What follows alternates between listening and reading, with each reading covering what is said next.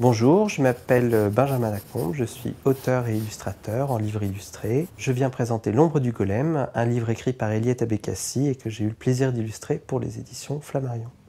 C'était un projet très particulier parce qu'au tout départ, c'était un projet de film d'animation. C'était une histoire qui me tenait beaucoup à cœur, et à moi et à Eliette. Et c'est pourquoi on a décidé de la présenter quand même et donc de pratiquer une novélisation.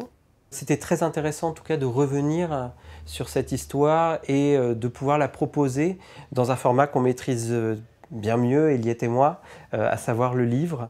C'est une histoire de fantaisie avec ce golem, avec cette petite fille et des tas de références culturelles, Archimoldo, Rodolphe, la Prague de l'époque. On a des personnages très très forts, on a Zelmira, cette petite fille qui est une petite fille à la fois de son temps et à la fois une petite fille qui pourrait être complètement actuelle. Et on a ce golem en fait, dont la personnalité en fait se nourrit de Zelmira et des événements et qui se construit petit à petit devant nous. C'est un peu effectivement comme le personnage visuellement, il ressemble un peu à une espèce de terre glaise comme ça qui est pas finie.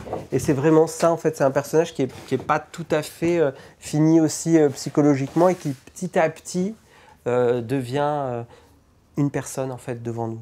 C'est fou à quel point ce projet peut parler avec ce qu'on est en train de vivre à l'heure actuelle. C'est-à-dire, c'est un livre qui traite de la Prague de Roldov II, du Quattrocento, et d'événements qui se sont produits en agitant plusieurs communautés, religions qui s'entendaient très bien entre elles ensemble à ce moment-là, et qu'on commence à les agiter pour des raisons ou des autres. On arrive à créer un conflit, on arrive à créer des tensions très fortes et des attentats, des problèmes, etc. Ça s'est passé il y a très longtemps et ça parle et ça résonne d'une manière incroyablement moderne. On a presque l'impression parfois qu'on parle d'événements actuels. Dans le livre, il y a deux techniques. Il y a une technique effectivement pour les doubles pages qu'on voulait un peu panoramique, cinématographique, où on s'arrête, on passe du temps à les regarder, un peu comme une peinture. Et là, c'est de la gouache et de l'huile sur papier, qui est une technique que j'emploie souvent, mais que j'aime beaucoup et qui permet d'aller assez loin graphiquement.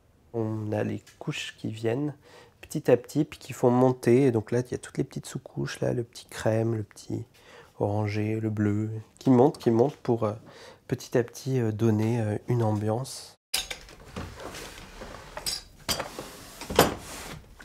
Il y a une autre technique qui s'insère plus dans le texte, soit avec des cabochons, soit avec des pages simples. Et là, c'est du crayon et fusain sur papier.